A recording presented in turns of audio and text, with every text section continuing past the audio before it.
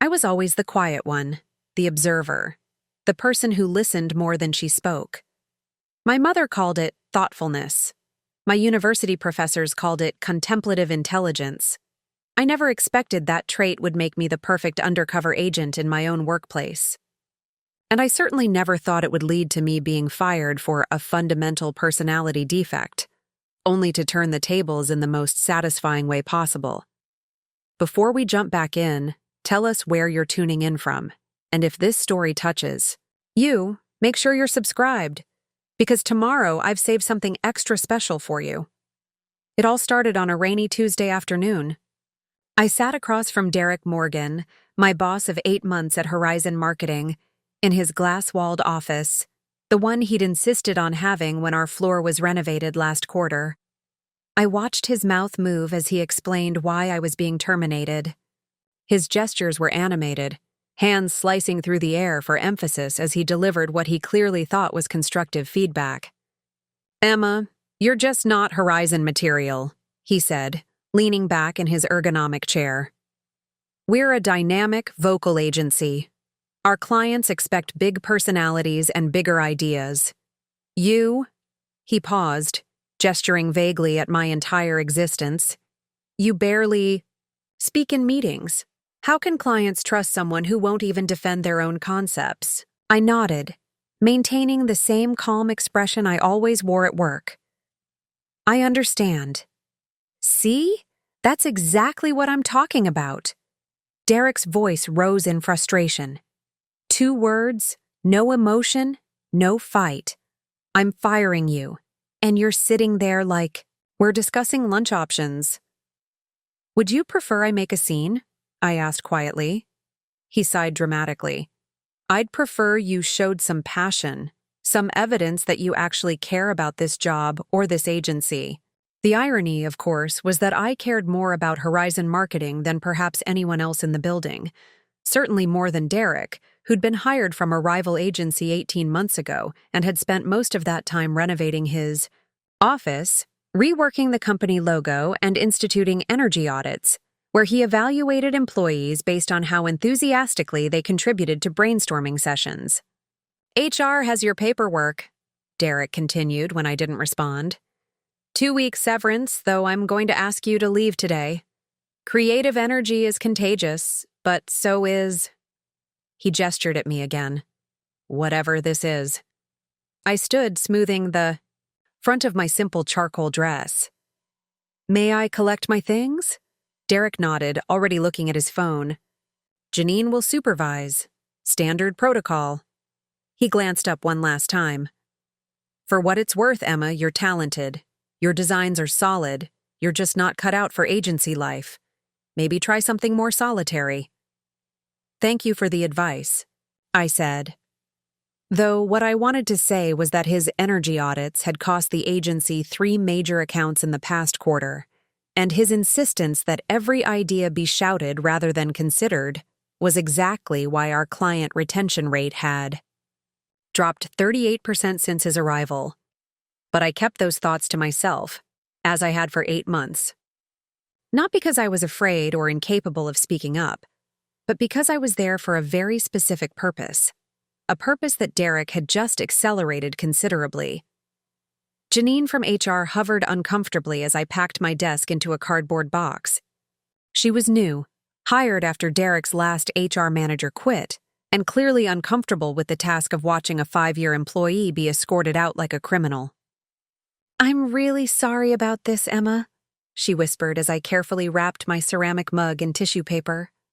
"Between us, I think it's ridiculous. Your performance reviews before Derek were stellar." I gave her a small smile. "It's all right, Janine." "Really?" She glanced around nervously before leaning closer.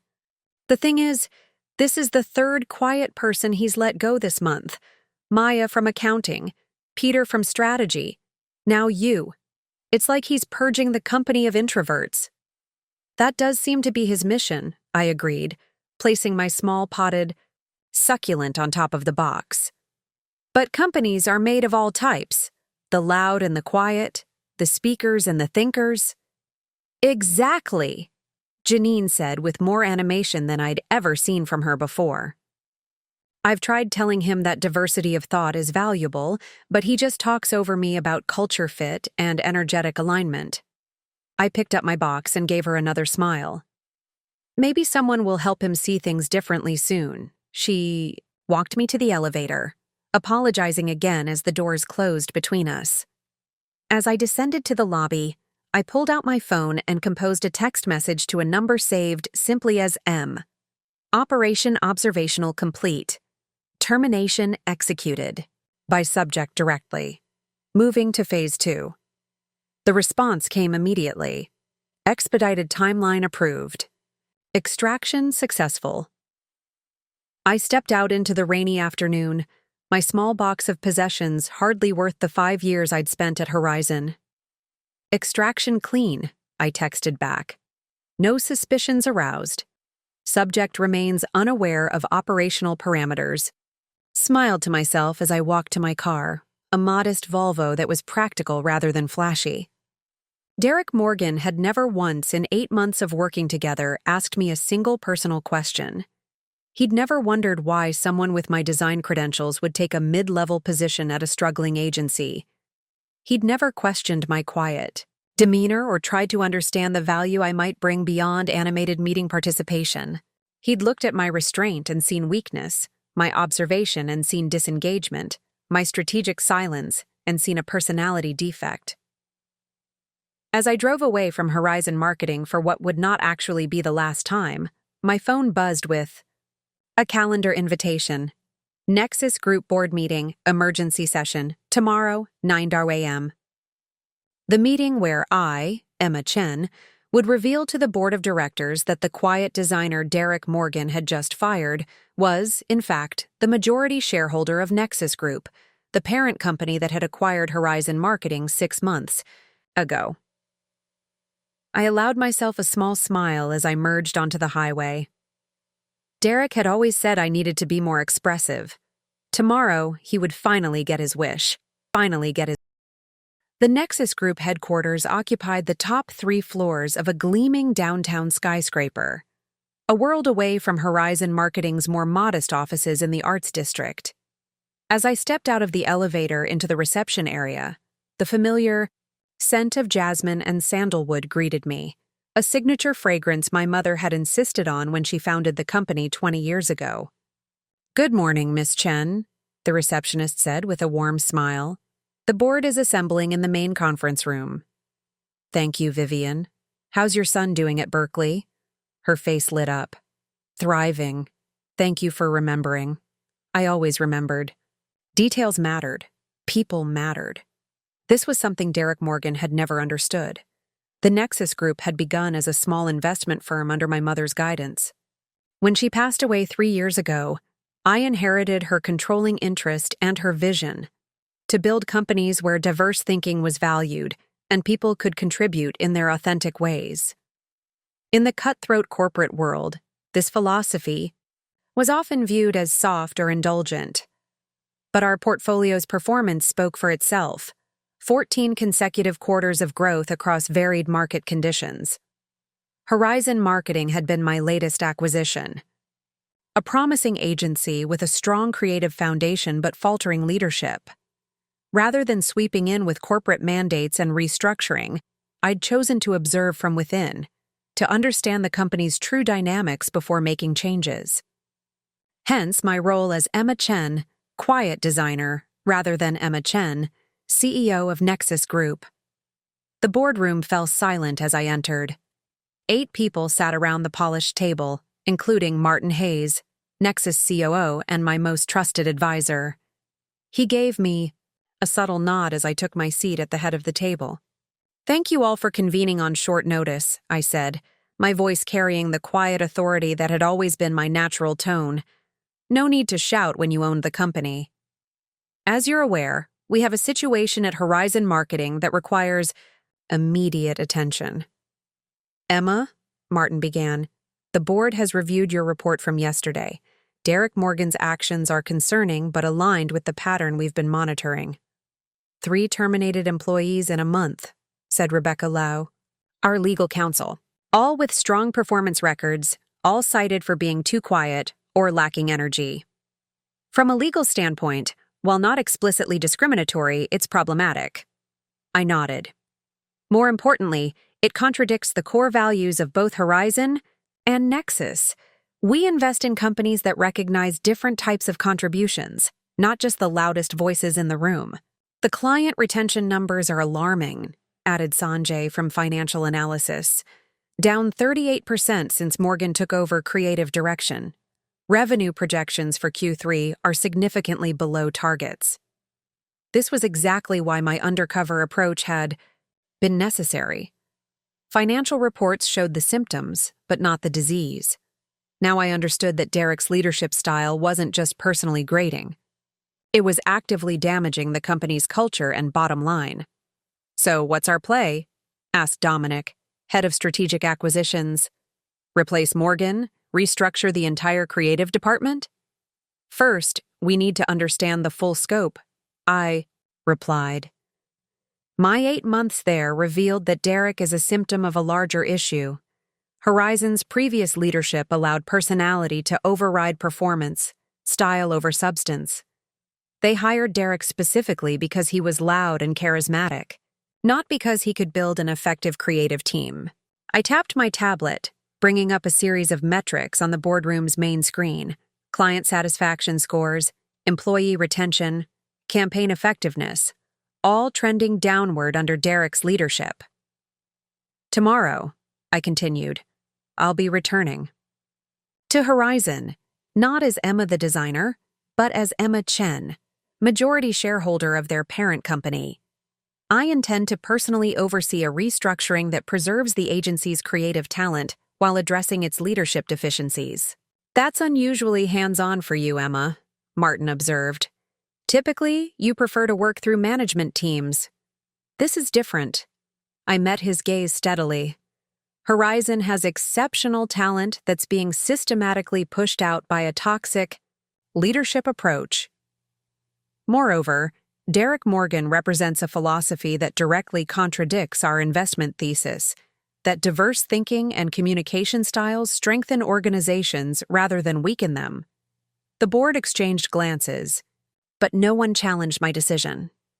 They knew that beneath my quiet exterior lay an absolute conviction in our company's mission. "We should discuss the broader implications," said Rebecca. "Horizon is one of 17 companies in our portfolio. Should we be conducting similar assessments elsewhere?" "Already in progress," I confirmed.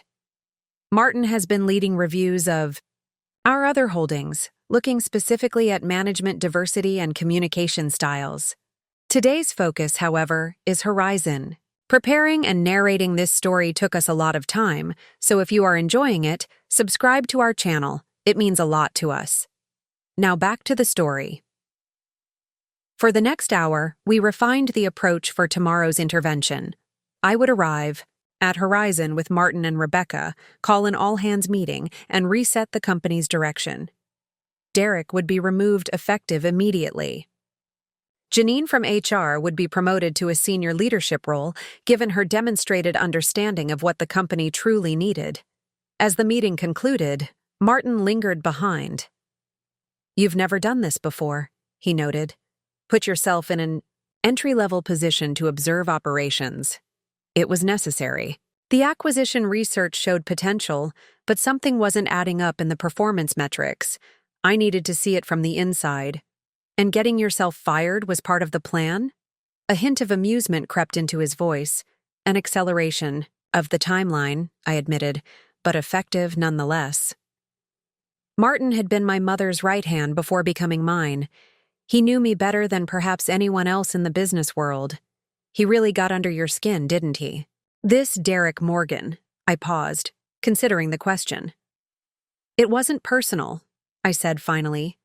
"But yes, watching someone systematically dismantle a promising company by devaluing half its workforce based on personality rather than performance, it was difficult to remain merely an observer." "Your mother would have lost patience much sooner," Martin said with a smile. "She'd have revealed herself the first time he interrupted someone in a meeting." That made me laugh softly. "She was always more direct than I am. Different styles, same effectiveness."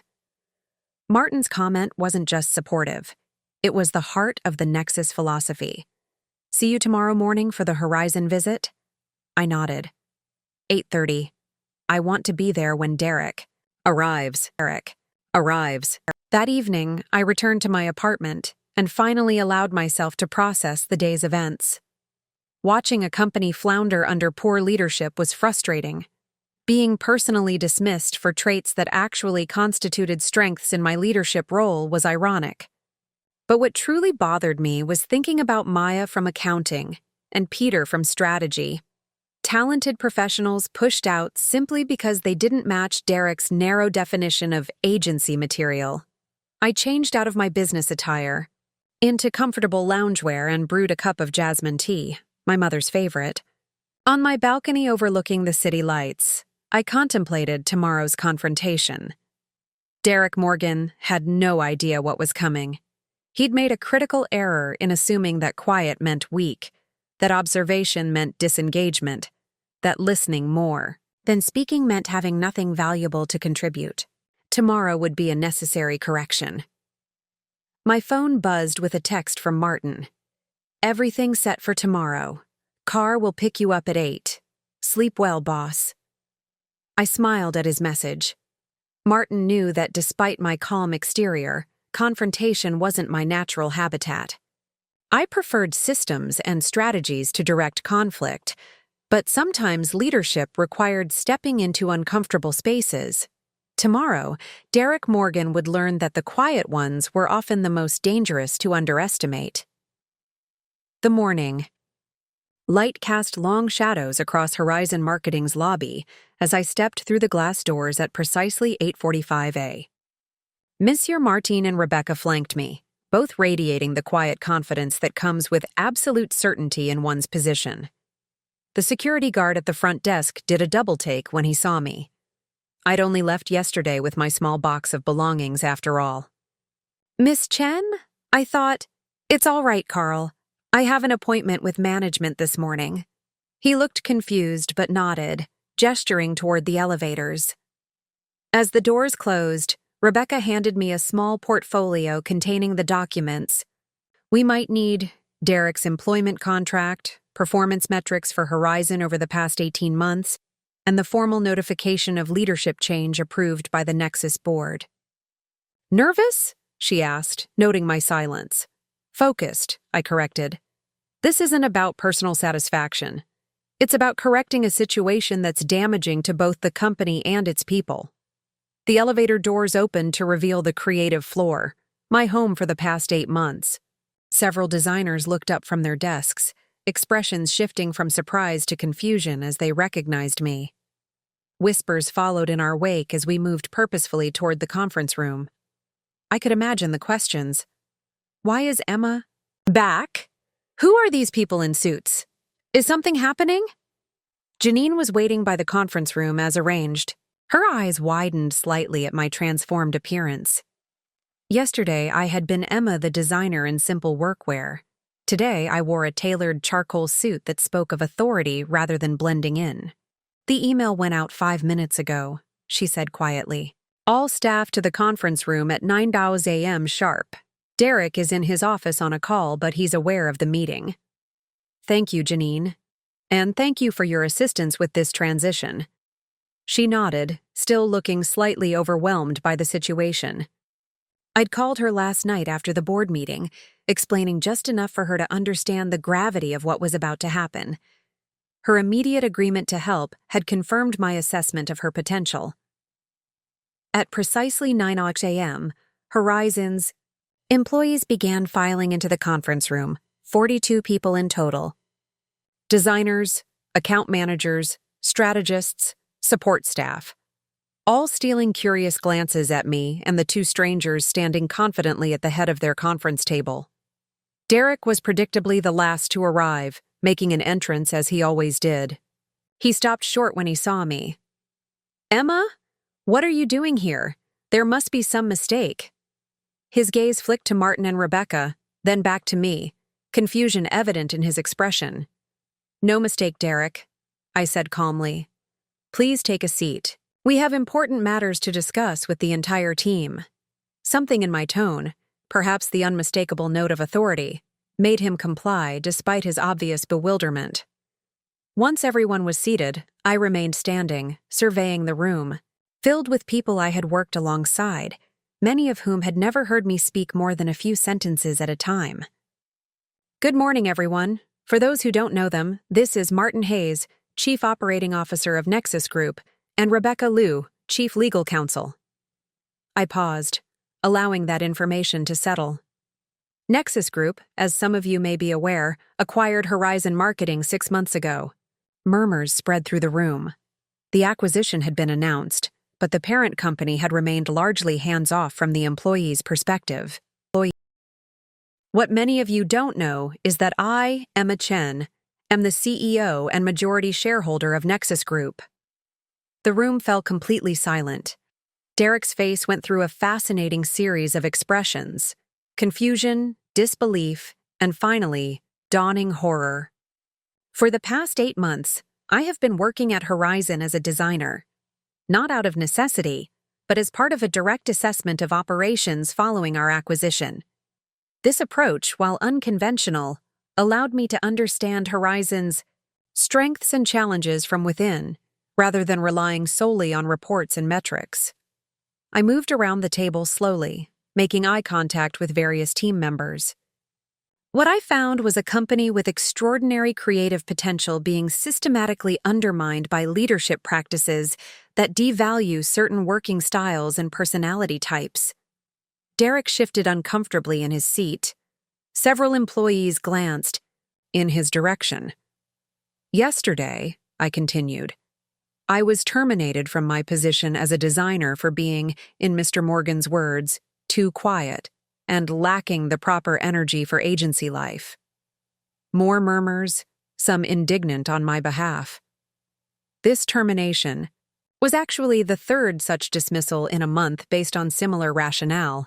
Maya from accounting, Peter from strategy, both exceptional professionals whose quieter demeanors were deemed incompatible with Horizon's culture. I returned to the head of the table, standing directly across from Derek, whose complexion had taken on a grayish hue.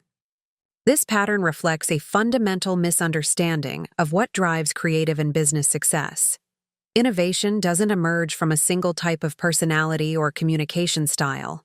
It comes from diversity of thought, approach, and expression.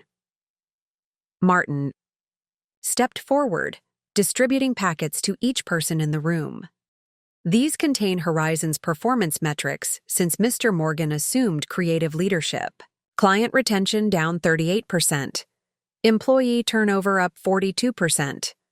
Campaign effectiveness ratings declined by 27%. The data tells a clear story. A leadership approach that privileges volume over value, showmanship over substance, is actively damaging this company's performance and potential, I continued. Derek finally found his voice. You can't.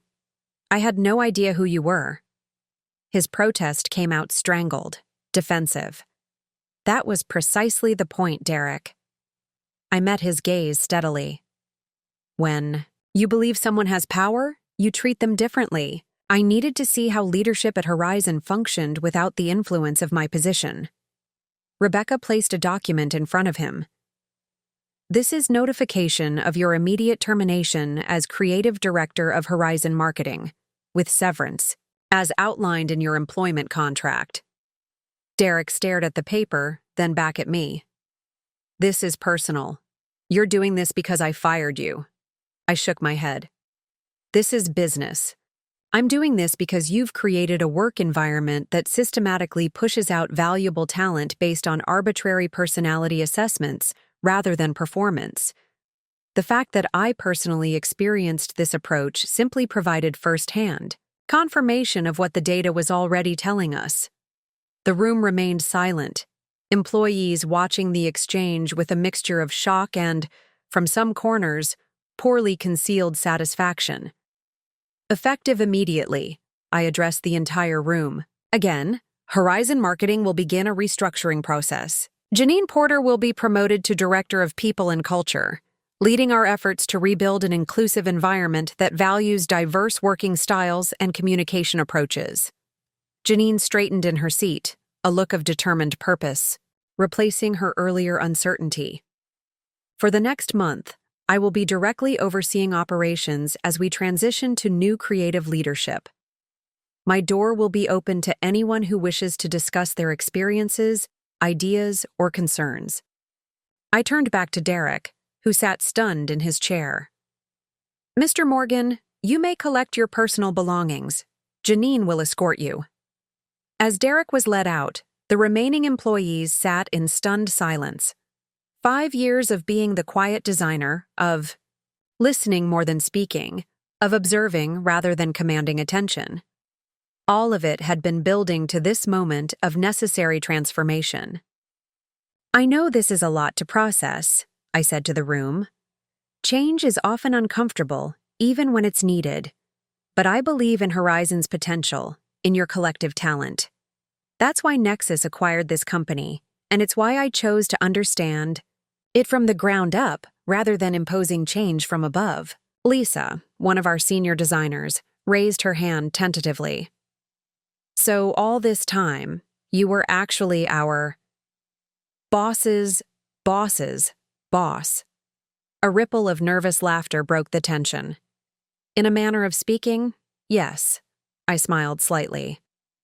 Though I prefer to think of leadership as circular rather than hierarchical. Different roles, equal value. Is that why you never fought back? Asked Terrence from the strategy team. When Derek criticized your work or talked over you in meetings? I was there to observe, not intervene, I explained. Though I admit it wasn't always easy to remain silent. As the initial shock wore off, questions came more rapidly. Did I actually do the design work? Yes, all of it was genuinely my work. Would there be layoffs? No, quite the opposite. We would be bringing back talent that had been pushed out. Was I really going to stay and run things directly? Temporarily, until we established new leadership aligned with our values. By the time I adjourned the meeting an hour later, the mood had transformed from shock to cautious optimism. As people filed out, many stopped to speak with me, some apologizing for never getting to know me better, others sharing their own experiences of feeling sidelined for being too quiet or not agency enough. Martin touched my shoulder lightly as the room emptied. Well handled. Your mother would be proud. This is just the beginning, I replied. The real work starts now. From the glass-walled conference room, I could see Derek in his office, hastily packing his awards and memorabilia while Janine stood by. His gestures were agitated, his face flushed with humiliation. Part of me felt a twinge of empathy. It's never easy to face such a public correction, of course. But as Maya from accounting stopped by to welcome me with quiet dignity, and as Peter from strategy emailed accepting my invitation to return, I knew the decision had been necessary and right. Horizon would become stronger not despite valuing its quiet contributors, but because of it. Sometimes the most meaningful changes happen not with a shout, but with a whisper. The first week of transition at Horizon was intense, but purposeful. I set up temporary office space in what had been a small conference room, preferring it to Derek's ostentatious glass-walled domain. The transparent walls remained, but I'd had the blinds drawn, a small symbolic gesture that privacy sometimes mattered more than visibility. My daily calendar quickly filled with one-on-one meetings with every Horizon employee. I wanted to hear directly from each person, not just their thoughts on Derek's leadership, but their visions for the company's future. The insights were invaluable, especially from those who had rarely been given a platform to express their ideas. I never understood why we stopped doing client satisfaction reviews, said Melissa from account management during her session. It was one of our best tools for retention, but Derek said they were validation-seeking and cut the program. And what happened to client relationships after that? I asked, though I already knew the answer from our metrics. They deteriorated, she admitted. Without structured feedback channels, we missed early warning signs of dissatisfaction. By the time clients were angry enough to speak up unprompted, it was usually too late to save the relationship. I made a note in my tablet. We'll be reinstating those reviews immediately. Would you be interested in leading that initiative? The surprise on her face was telling. Me? I'm just a mid-level account manager. You're an account manager who recognizes the value of systematic listening, I corrected. That's exactly the perspective we need leading client relationships. This pattern repeated throughout the week, identifying talent that had been overlooked, elevating voices that had been silenced, reconnecting systems that had been dismantled under Derek's leadership. By Friday afternoon, Martin joined me for a progress assessment. You look tired, he observed as he settled into the chair across from me. Purposefully so. I stretched slightly, feeling the tension in my shoulders from days of intensive conversations. How are things at Nexus managing? Without you as designated CEO? He smiled. The board is pleased with the initial reports from Horizon. The email you sent about reinstating the client satisfaction program was particularly well received. That was the easy part. I gestured to the whiteboard where I'd mapped emerging patterns from my employee conversations. The cultural damage runs deeper than we anticipated. Derek's energy audits were just the visible symptom. He'd created an entire ecosystem where people competed to appear enthusiastic rather than focusing on effectiveness. Martin studied the board. Fundamental attribution error at an organizational scale. Exactly. Style over substance, systematically reinforced. I sighed. But there's good news too. The creative foundation is still solid. The talent is remarkable, just misdirected. And how are they responding to you? The transformation from quiet designer to CEO must be quite the adjustment for them. I smiled slightly, with a mixture of fascination and caution. Many have apologized for not recognizing my potential, which misses the point entirely. A few seem to think I was testing them personally, watching how they treated someone they perceived as having less power. Were you not explicitly? Though I've certainly noted who extended kindness regardless of perceived status. I tapped my tablet to share a document with Martin. I've identified several people for leadership roles in the restructuring, including Janine, who already understood the problem before I revealed myself. Martin nodded approvingly as he reviewed the names. And the clients? Any fallout from the leadership change? Quite the opposite. 3 former clients have already reached out about returning since word of Derek's departure spread through the industry. Apparently, his dynamic approach wasn't just alienating employees. Our conversation was interrupted by a knock at the door. Janine stood there looking uncharacteristically hesitant. Sorry to interrupt, but there's someone here to see you, Emma. He's insistent. I exchanged a glance with Martin. Derek? Janine nodded. He's in the lobby. Security called up because he was getting rather loud. Of course he was. I stood, straightening my jacket. I'll handle this. Want me to join you? Martin offered. Not necessary. This was inevitable. I turned to Janine. Would you mind sitting in, though? As HR director, you should be present for this conversation. She straightened, growing more confident in her new role. Of course. Derek was pacing the lobby when we arrived, his designer shoes clicking sharply against the polished concrete floor. He'd dressed with extra care, I noticed. Bespoke suit, expensive watch prominently displayed, hair perfectly styled. Armor for a man who equated appearance with worth. He stopped abruptly when he saw me. Finally, we need to talk. I agree, I replied calmly, though I would have preferred a scheduled appointment rather than an unannounced visit. An appointment? He laughed incredulously. After what you did, you humiliated me in front of the entire agency. Several employees waiting for the elevator turned to watch the exchange. I kept my voice measured. Let's continue this conversation somewhere private. Janine, would you show us to the small meeting room? Once behind closed doors, Derek's carefully constructed facade cracked further. This whole thing was a setup, he accused, leaning across the table. You infiltrated my company, waited for me to make a mistake, then used it as an excuse for a hostile takeover. That's not accurate on several levels, I replied. First, it wasn't your company. Horizon has been part of Nexus Group for 6 months. Second, I didn't wait for you to make a mistake. I observed a pattern of leadership decisions that were actively damaging the organization. And third, there was nothing hostile about it. The acquisition was completed through proper channels, with full board approval. You know what I mean? He snapped. You tricked me. Played the quiet, meek designer for months, gathering ammunition.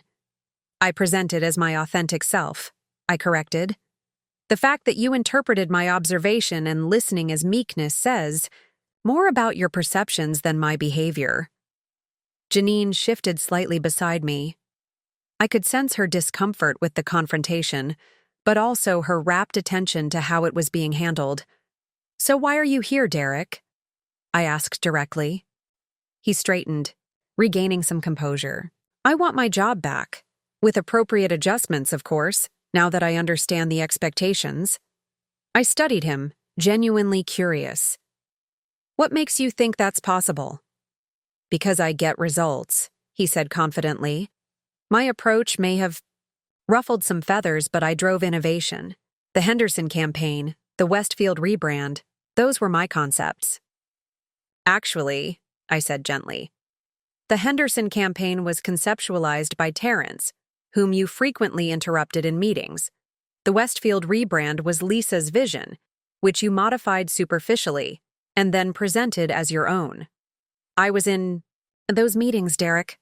I saw what happened. His face flushed. That's how leadership works. I cultivated their ideas, shaped them, pushed them to be better. That's how a certain type of leadership works, I acknowledged. One that ultimately led to declining performance across all key metrics. The data is quite clear. Data doesn't capture everything, he insisted. Creative energy can't be quantified. Client retention can. Employee turnover can. Campaign effectiveness can. I leaned forward slightly. All showed significant decline under your leadership. Derek's expression hardened. So that's it? No second chance? You received multiple chances, I reminded him. Performance reviews that flagged concerns, client feedback that highlighted issues, employee exit interviews that repeatedly cited leadership problems. You dismissed all of them as coming from people who didn't get it or couldn't keep up. He fell silent, the reality of the situation finally sinking in. Your severance package is generous, I continued, as is the agreement not to disparage your work publicly, provided you extend the same courtesy to Horizon. And if I don't? If I tell people what you did, going undercover in your own company, to spy on employees? Janine tensed beside me, but I remained calm.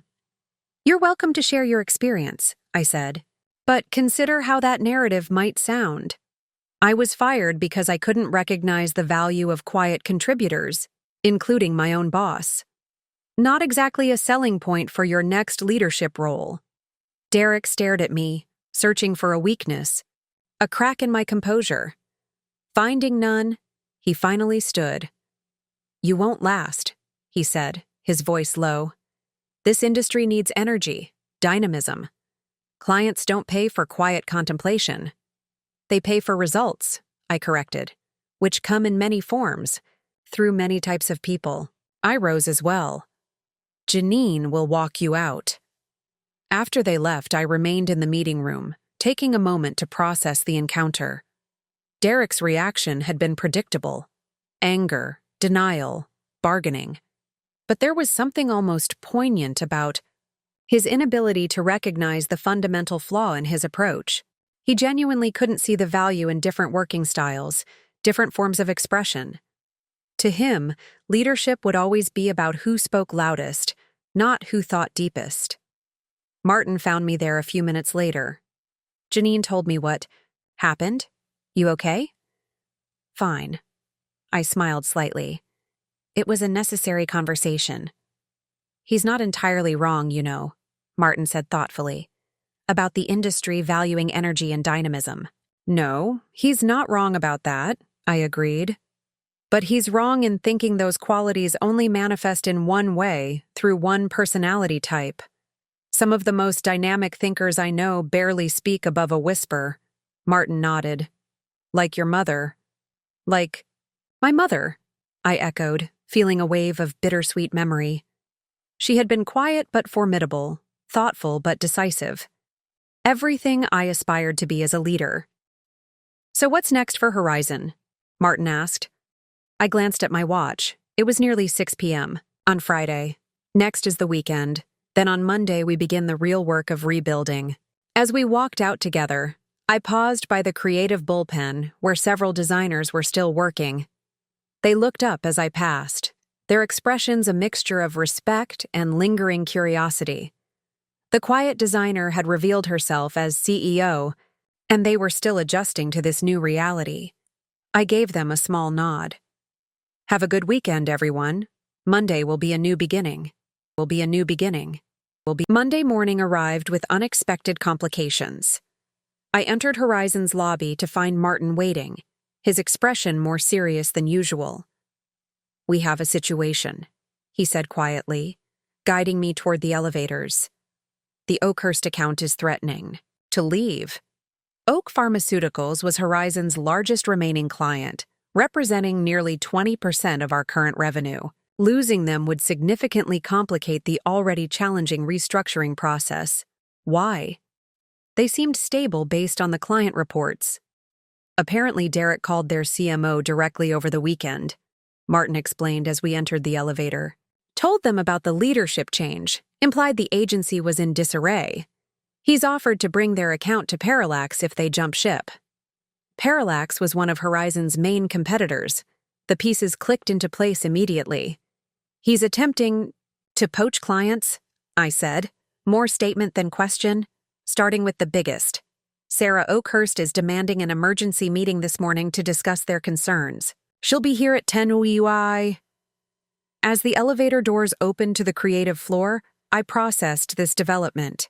Derek's parting words took on new meaning. He wasn't just predicting our failure. He was actively working to ensure it. Let's bring in whoever was managing the Oakhurst account under Derek, I decided. We need to understand the relationship dynamics before the meeting. 20 minutes later, I sat with Terrence and Melissa, who had jointly managed Oakhurst's campaigns for the past year. Derek always insisted on being the primary client contact, Melissa explained, hands wrapped nervously around her coffee mug. We did the work, but he took all the client meetings. And what's the status of their current campaigns? I asked. Terrence hesitated. That's part of the problem.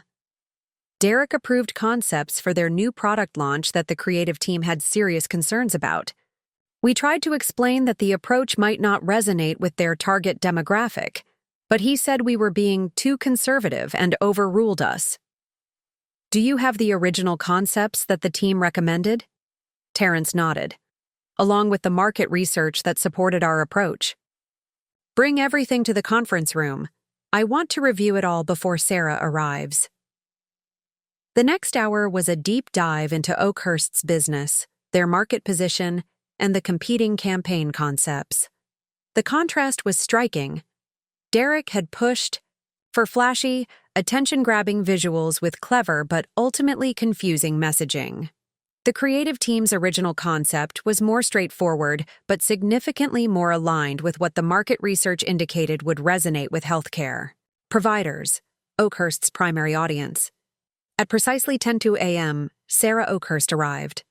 She was exactly as I expected from her reputation, sharp, direct, and visibly irritated as she entered our conference room. I appreciate you making time for this emergency meeting, I began, rising to greet her. I understand you have concerns about the direction of Horizon. Concerns is putting it mildly, she replied crisply. I received a call yesterday informing me that the agency we've trusted with our largest product launch of the year is undergoing unexpected leadership changes. Not from Horizon directly, I might add, but from your former creative director. I nodded, acknowledging the legitimacy of her frustration. You're right to be concerned, and I apologize that you heard about our transition from Derek rather than from us directly. We intended to brief all clients properly today, but he chose to circumvent that process. Mr. Morgan indicated that Horizon is being absorbed by a parent company with no experience in pharmaceutical marketing, she continued. He suggested that the creative direction for our launch would likely change, creating delays we can't afford. There's truth and falsehood in what he told you, I replied calmly. Horizon was indeed acquired by Nexus Group 6 months ago, but this isn't a recent development or a hostile takeover as he may have implied. As for our expertise in pharmaceutical marketing, perhaps I should introduce myself properly. I'm Emma Chen, CEO of Nexus Group. But before that, I managed healthcare accounts at Meridian Partners for 7 years. This new information gave her pause. Meridian handled the Brenston rollout. That was excellent work. Thank you. I led that campaign, I gestured to the materials spread across the conference table, which is why I found the current direction for your product launch concerning. Sarah's eyes narrowed. Concerning how? May I speak frankly about the creative approach Derek approved for your launch? She nodded, curiosity temporarily overriding her irritation. For the next 15 minutes, I walked her through a detailed analysis of why the approved campaign was misaligned with her target audience, supported by the very market research Oakhurst had provided to Horizon initially. I then showed her the alternative approach that the creative team had developed, the one Derek had dismissed. This second concept? This is what the team originally recommended? Sarah asked, examining the boards with growing interest. Yes. It was overruled in favor of the more attention-grabbing approach. Because healthcare providers don't need flash, she murmured, almost to herself. They need clarity, evidence, differentiation. She looked up at me. Why are you showing me this now? Because you deserve to know what Horizon is truly capable of when we listen to both our clients' needs and our creative team's expertise, I said simply. The leadership change you heard about isn't about dismantling what works. It's about removing barriers to our best work reaching your audience. Sarah sat back, reassessing the situation. Derek offered to bring our account to Parallax, said he could maintain continuity with the approved direction. That's certainly an option, I acknowledged, but I would suggest considering whether continuity with a flawed approach serves your business objectives better than a course correction, toward what your own research indicates would be more effective. The tension in the room had shifted. Sarah was no longer a client on the verge of leaving, but a business leader evaluating new information. I'd like to meet the team who developed this alternative concept, she said finally. They're right here. I gestured to Terrence and Melissa, who had remained quiet during the exchange, along with designers and strategists who contributed significantly, but weren't previously invited to client meetings. Sarah studied them with new interest. Why weren't you in presentations before? Terrence glanced at me before answering carefully. Previous leadership preferred to handle client interactions personally. Even when the work was yours? Sarah asked directly. Especially then, Melissa replied with unexpected candor. By the time Sarah Oakhurst left an hour later, not only had she committed to staying with Horizon, but she had also requested a complete review of their campaign direction with the actual creative minds behind the work.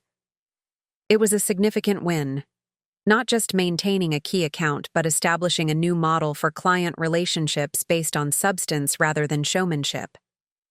That was masterful, Martin commented after Sarah departed.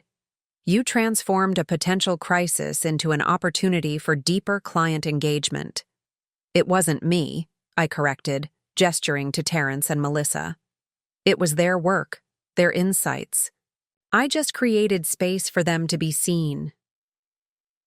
The rest of the day continued in similar fashion, addressing concerned clients, reassuring employees, and beginning to implement new systems that would better support diverse working styles. By late afternoon, I found myself unexpectedly energized despite the intensity of the day.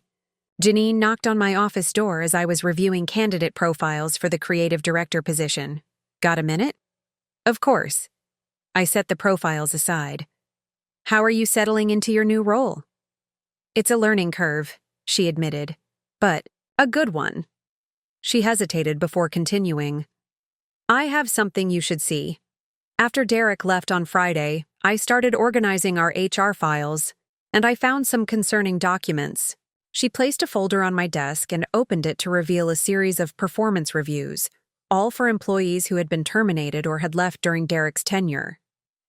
Notice anything? She asked. I scanned the documents, the pattern immediately apparent. Every employee who had received negative reviews shared similar feedback. Lacks necessary energy, too reserved in client settings, insufficiently dynamic in presentations. By contrast, those with positive reviews were described as appropriately assertive, commands attention, and dominates the room effectively. He was systematically pushing out introverts, I observed. Not just introverts, Janine clarified. Women especially were dinged for being too quiet or not assertive enough, while men exhibiting identical behaviors were described as thoughtful or strategic. I continued reviewing the documents, noting that several of our departed top performers had been among those deemed too quiet. There's something else, Janine added, turning to another section. Exit interviews for these employees were never properly documented. I found draft notes that suggest several raised concerns about the culture Derek was creating, but those comments never made it into the official records. Who was responsible for finalizing exit interviews? Derek insisted on reviewing them personally before they were filed, said he wanted to ensure objectivity. The implications were clear. Derek had been systematically eliminating evidence. That contradicted his leadership approach while creating a paper trail to justify pushing out those who didn't match his preferred personality type. Thank you for bringing this to my attention, I said, closing the folder.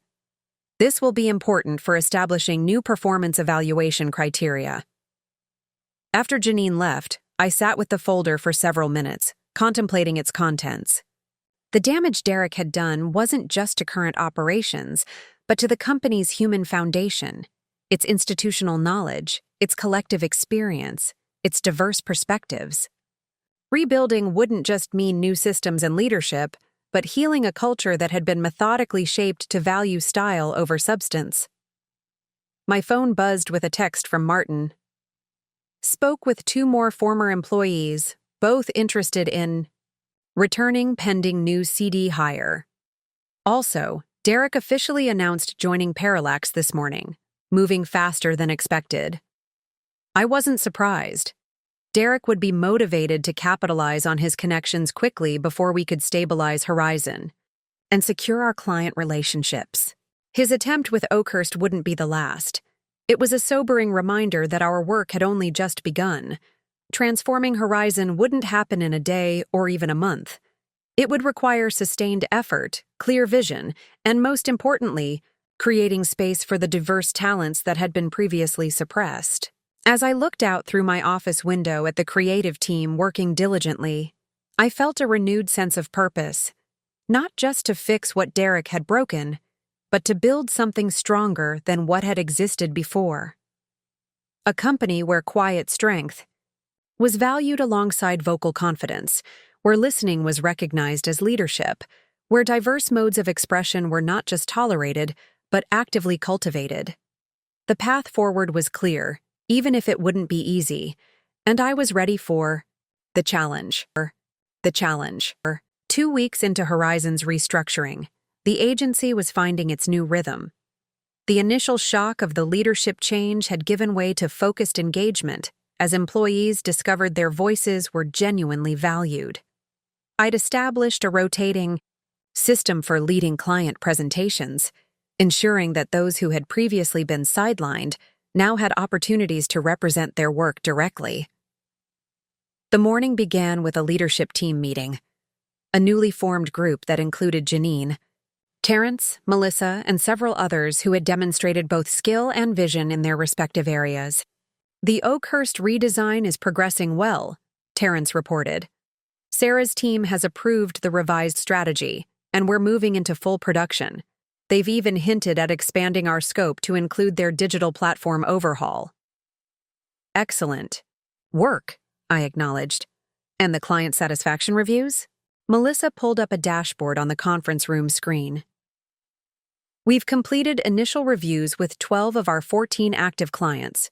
The feedback has been predominantly positive, with particular appreciation for the direct access to creative team members rather than account executives alone. Any concerning patterns we should address? Only one, she replied. Several clients mentioned feeling caught in the crossfire between us and Parallax. Apparently, Derek has been quite assertive in his outreach efforts. This wasn't surprising. In the past 2 weeks, Derek had made plays for 3 of our clients. We'd retained all of them thus far, but his aggressive tactics were creating unnecessary tension in client relationships. We need to address this directly rather than simply reacting, I decided. Janine, can you draft a communication for all clients explaining our new leadership structure and vision? We should acknowledge the industry. Rumors head-on rather than pretending they don't exist. Already working on it, she confirmed. I've also been in touch with 4 former employees who are interested in returning, 2 designers, a strategist, and an account director who left specifically because of conflicts with Derek. Good. Prioritize interviews with them this week. The meeting continued. I felt a quiet satisfaction in witnessing this team in action. They were thoughtful, focused, and remarkably effective, all qualities that Derek had either overlooked or actively discouraged. The remainder of the morning was dedicated to finalizing our candidate list for the creative director position. By lunchtime, I had narrowed it to 3 promising options: 2 external candidates with strong portfolios and industry respect, and 1 internal promotion possibility. I was reviewing their work when my assistant knocked on my door. "There's someone here to see you," she said. "Maya Patel. She says she has an appointment." Maya, the accountant who had been fired for being too quiet just before my own termination. I had reached out to her personally, but hadn't expected her to visit the office. "Please send her in." Maya entered hesitantly, looking around as if expecting the space to have transformed in her absence. In a way, it had, not physically, but energetically. The frantic performance of enthusiasm that Derek had demanded had been replaced by focused purpose. "Thank you for coming in, Maya," I said, rising to greet her. "Please have a seat." She settled across from me, her posture still holding the wariness of someone who had been unfairly dismissed. "I got your message about returning to Horizon. I'll admit I was surprised." "Understandably so. Your termination was entirely unwarranted." Maya studied me, curiosity overcoming her caution. "Everyone's talking about what happened, how you were, working undercover as a designer, then revealed yourself as the CEO when Derek fired you. It sounds like something from a movie." I smiled slightly. The reality was less dramatic than the rumors suggest. I wasn't undercover so much as observing the company from within before making leadership decisions. "And what you observed was Derek systematically getting rid of the quiet ones," she said, a hint of lingering hurt in her voice. "Yes, which is why I'm personally extending the invitation for you to return. Your financial models were exceptional, Maya. The audit you conducted of our client profitability metrics was the most thorough analysis I've seen." She looked genuinely surprised. "You reviewed my work?" "Of course. I reviewed everyone's work during my time here." Quietly, I added with a hint of irony. That drew a small smile from her. "Is it really going to be different? I believed in Horizon's potential, but working under Derek was..." She trailed off, choosing her words carefully. "Soul-crushing, I suggested. Relief flooded her expression at being understood. Exactly that. Constantly being told that my analytical approach was too methodical or not dynamic enough for client-facing work, even though the numbers were solid. The culture is already changing, I assured her. We're building an environment that values substance over performance, thoughtfulness over volume. Your analytical skills would be an asset to that transformation. Maya considered this, her natural caution evident. I'd like to see it for myself before committing. Maybe I could come in for a few days as a consultant first. A reasonable approach, I agreed. How about we start next week? 3 days, standard consultant rate, focusing on our Q3 projections. She nodded, then asked the question that was clearly foremost in her mind. Why did you do it? Work as a designer when you owned the company? You could have just fired Derek. From the beginning. It was a fair question, one that several employees had asked in various forms since the revelation. Leadership decisions have significant consequences, I explained. Making them based only on reports and secondhand information felt insufficient. I needed to understand the day-to-day reality of Horizon, not just its business metrics, but its actual culture. And what you found was bad enough to warrant intervention, Maya concluded. What I found was a company whose greatest assets, its people, were being systematically devalued based on personality rather than performance. That required more than a simple leadership change. It needed fundamental cultural rebuilding. Maya seemed satisfied with this explanation. As she prepared to leave, she paused at the door. For what it's worth, I think it's working. The energy in the office today feels purposeful, not like the artificial enthusiasm Derek demanded. After she left, I took a moment to reflect on her observation. The transformation was still in its early stages, but the initial signs were promising. Client relationships were stabilizing, employee engagement was rising, and we'd even begun preliminary discussions about new business opportunities. My reflection was interrupted by a text from Martin. Derek made another play for Westridge account. Unsuccessful, but he's also giving interviews to trade publications about backward-looking leadership at Horizon, PR team monitoring. Derek's attempts to undermine us externally were growing more aggressive. While his client poaching efforts had been largely unsuccessful, his media campaign could potentially damage our reputation during this vulnerable transition period. I texted back, "Time to be more proactive. Schedule call with legal team to review." His non-disparagement clause. Also, let's arrange a Nexus-level press briefing about our vision for Horizon. The afternoon brought another notable visitor, Peter from Strategy, the third employee Derek had fired for being too quiet before. My own termination. Unlike Maya, Peter had already decided to return, contingent only on discussing his new role. "I've been thinking about our conversation," he said after we'd settled in my office, "about creating systems that value different working styles." Yes? We've been approaching client strategy as a performance, presenting polished recommendations with minimal client input during the process. But what if we inverted that model? I leaned forward, intrigued. Go on? What if we designed a collaborative approach? Fewer presentations, more working sessions, create space for clients to contribute throughout the strategic development, especially the quieter voices who might be overshadowed in traditional presentations. It was an elegant solution, one that aligned perfectly with our new direction, while potentially creating a distinctive market position for Horizon. That's exactly the kind of thinking we need, I said. Would you be interested in developing this as a formal methodology? Something we could implement across all client relationships? Peter's eyes lit up with genuine enthusiasm. Not the performative kind Derek had demanded, but the authentic excitement of someone whose ideas were being valued. I've already started outlining the framework. Good. Let's allocate resources to develop it properly. This could become a significant differentiator for Horizon. By late afternoon, I joined Martin for our daily check-in. We had established this ritual to ensure Nexus remained appropriately involved without micromanaging Horizon's transformation. "Productive day?" he asked, settling into the chair across from me.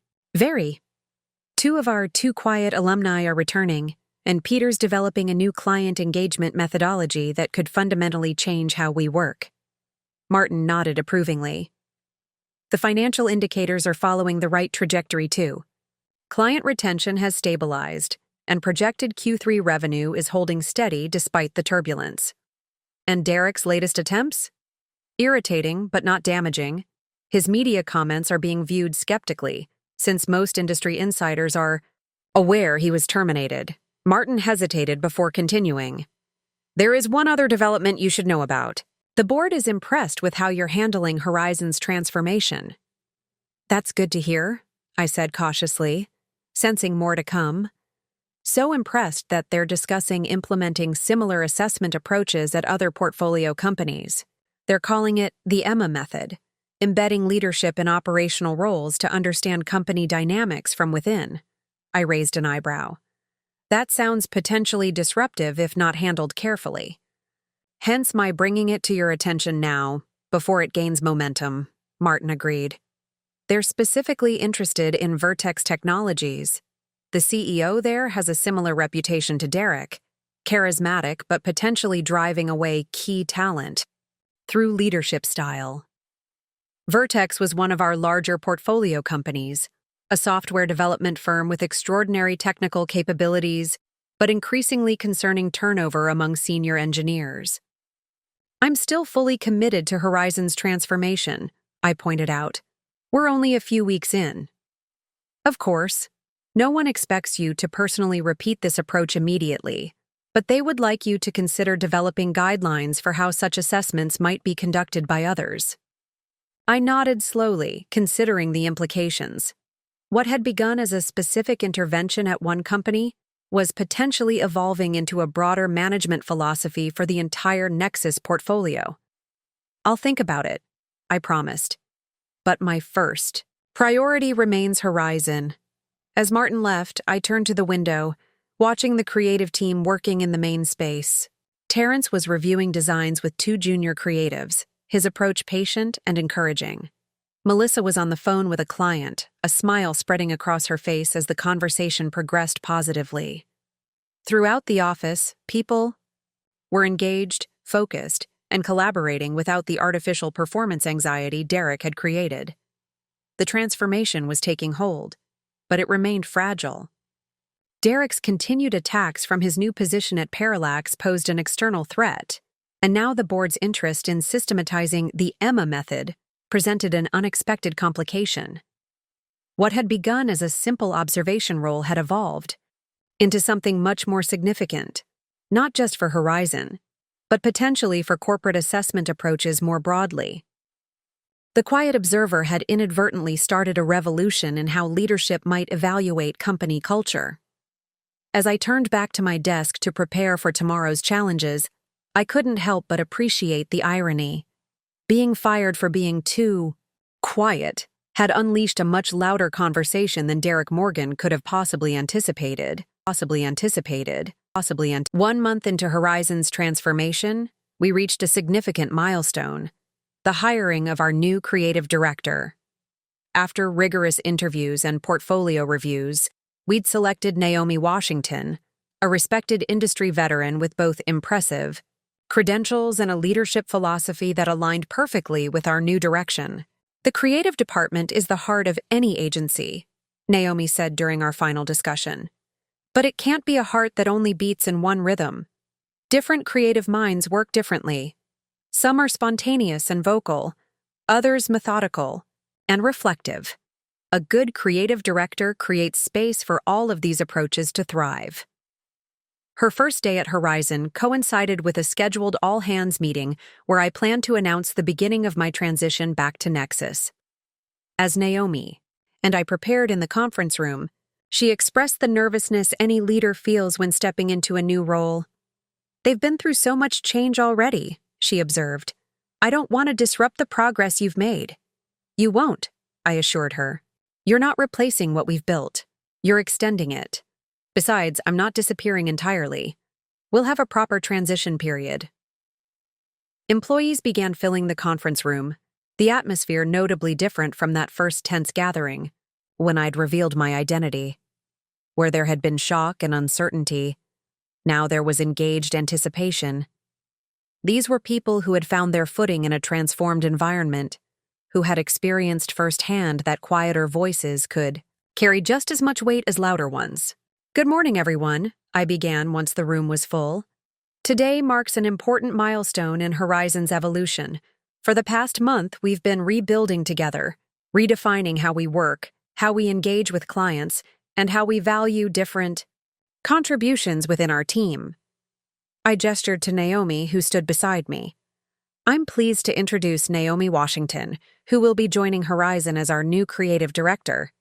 Naomi brings 20 years of industry experience, a remarkable portfolio, and most importantly, a leadership approach that aligns with our vision of an agency that thrives on diverse thinking styles. Naomi stepped forward, her presence confident, but not domineering. Thank you, Emma, and thank you all for the warm welcome. I've been following Horizon's work for years, and I'm excited to be part of this new chapter. My door and my mind will always be open to your ideas, whether they're shouted from the rooftops or sketched quietly in the margins. The introduction was met with genuine applause. I continued. Naomi's arrival also signals the beginning of my planned transition. Over the next 2 weeks, I'll be working closely with her and the leadership team to ensure a smooth handover. After that, I'll be returning to my primary role at Nexus, though I'll maintain an active advisory position with Horizon.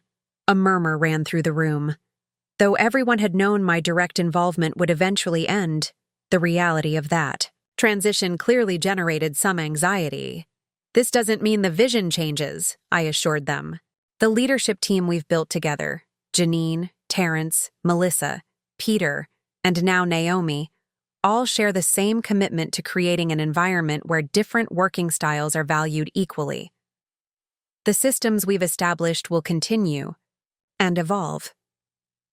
After addressing a few questions and concerns, I handed the floor to Naomi to outline her initial priorities.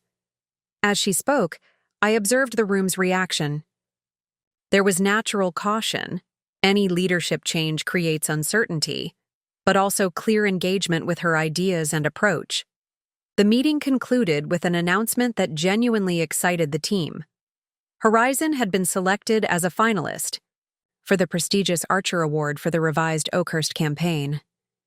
This was particularly meaningful as it represented work that had been reimagined after Derek's departure, showcasing the agency's new direction. As people filed out, Terrence approached me. Is this because of Derek's latest move? He asked quietly. I raised an eyebrow. What move? You haven't seen it. He pulled up an industry news site on his tablet. It just broke this morning. The headline read, Parallax announces expansion. Former Horizon executive Derek Morgan named president of new division. The article detailed how Parallax was launching a healthcare-focused division under Derek's leadership, directly targeting the sector where Horizon had recently rebuilt its strongest client relationships, including Oakhurst Pharmaceuticals. This isn't why I'm transitioning, I assured Terrence. The timeline has been planned from the beginning. But the timing is unfortunate, he pointed out. It could look like we're retreating just as he's advancing. He wasn't wrong. Derek would undoubtedly frame my departure as evidence that Horizon's transformation was failing. The narrative practically wrote itself, quiet leadership proving unsustainable in the dynamic agency world, just as he'd predicted. We'll address this directly, I decided. Naomi and I should draft a statement acknowledging both transitions. We'll position hers as the planned progression and mine as the completion of a successful intervention, not a retreat. By lunchtime, our communications team had crafted a strong response that reframed the narrative, not defensively reacting to Derek's move, but confidently situating both changes within their proper contexts. Naomi's appointment was highlighted as the culmination of our careful search for the right long-term creative leadership, while my transition was presented as the natural evolution of the restructuring plan. The afternoon brought another surprise visitor, Sarah Oakhurst. She arrived without an appointment, asking specifically to speak with me. "I just read about your transition," she said after we'd settled in my office. "And about Derek Morgan's new position at Parallax." Yes. Both announcements came on the same day, though they're unrelated. She studied me with the shrewd assessment of an experienced business leader. "He's reached out to us again, quite aggressively this time, leveraging the announcement of their healthcare division. This was concerning, but not unexpected." Oakhurst was precisely the type of client Derek would target first: large, prestigious, and directly tied to his new division's focus. "And what was your response?" I asked, maintaining a calm exterior despite the potential implications for Horizon. "I told him we're committed to our current agency relationship," she replied. "But I'm here because I want to understand what your departure means for that relationship. The work we've developed over the past month has been exceptional, but you've been personally involved in overseeing it." "My transition doesn't change Horizon's commitment or capabilities," I assured her. "Naomi Washington is exceptionally qualified, and the team working directly on your account remains unchanged. More importantly, the systems we've put in place, ensuring that diverse perspectives inform strategic and creative decisions, those will continue." Sarah nodded slowly. "I've done my research on Ms. Washington. Her reputation is excellent. But there's something about how you've rebuilt this agency that feels personal, like a mission, not just a business decision." Her observation was perceptive. This had indeed become more than a standard corporate intervention for me. "It is personal," I acknowledged. "Not because of any vendetta against Derek Morgan, as some industry rumors suggest, but because I believe deeply in the approach we've implemented here. Valuing quiet voices alongside loud ones isn't just good for workplace morale, it creates better work." "Precisely why I'm hesitant about your stepping back," Sarah said. "The current campaign is the most effective we've developed in years. And that won't change," I promised. "But there's another consideration. My direct involvement was always intended to be temporary, establishing new systems, rebuilding the culture, then transitioning to permanent leadership. If I remain too long, it creates dependency rather than sustainable change." Sarah considered this. A valid point. "Still, I'd like more regular updates during this transition period. Perhaps a weekly call with you, Naomi, and the account team for the next month?" "That's reasonable," I agreed. "And I appreciate your directness about your concerns." After Sarah left, I found Naomi in what would soon be her office, reviewing creative portfolios. "Everything okay?" she asked, noting my expression. Sarah Oakhurst stopped by. "Derek's already making plays for their business in his new role." Naomi didn't seem surprised. "He's predictable, if nothing else. Always going for the flashiest, biggest targets first. You know him? Targets first. You know him? Targets." We crossed paths at industry events over the years. His reputation preceded him. Big personality, bigger promises, hit-or-miss delivery. Classic style over substance leader. Her assessment matched mine precisely, which reinforced my confidence in her as the right choice for creative director. Sarah's requested weekly updates with both of us during the transition, I explained. She's supportive but cautious. Understandable. Naomi nodded. Change is always unsettling for clients. Even positive change. We'll need to be extra attentive to all our major accounts during this period. We spent the next hour mapping out our transition strategy, identifying potential vulnerabilities Derek might target, and developing approaches to reinforce client relationships during the handover. By late afternoon, Martin arrived for what would be one of our final daily check-ins at Horizon. "Quite the news day," he observed. "Derek's promotion and your transition announcement on the same morning. Almost seems orchestrated." If I were paranoid, I might think it was, I agreed, but more likely just unfortunate timing. How are people taking it? Mixed reactions. The team understands this was always the plan, but there's natural anxiety about change. Clients are more concerned, particularly given Derek's new position targeting our key accounts. Martin nodded thoughtfully. The board is watching with interest. Your approach here has sparked considerable discussion about leadership assessment methods across the portfolio. Yes, you mentioned the Emma method, I recalled. Have they developed that concept further? They're waiting for your input. There's a board meeting next week where they'd like you to present your observations and recommendations. I had been anticipating this request. I've been organizing my thoughts. The key will be emphasizing that embedding leadership in operational roles requires specific parameters and protections. It's not about espionage or testing people. It's about understanding authentic day-to-day dynamics that aren't visible from the C-suite. They'll be particularly interested in how we might apply similar principles at Vertex Technologies, Martin noted. The situation there continues to deteriorate. 4 more senior engineers resigned last month. As we discussed the potential broader applications of what we'd learned at Horizon, I felt a curious mix of emotions: pride in what we'd accomplished here, concern about the challenges still ahead with Derek's aggressive competitive moves, and thoughtfulness about how this experience might inform leadership approaches across the entire Nexus portfolio. When Martin left, I took a moment alone in my office, soon to be Naomi's office, to reflect on the journey thus far. What had begun as a straightforward observation assignment had evolved into something far more significant. Not just the transformation of one company's culture, but potentially a new model for leadership assessment and intervention across multiple organizations.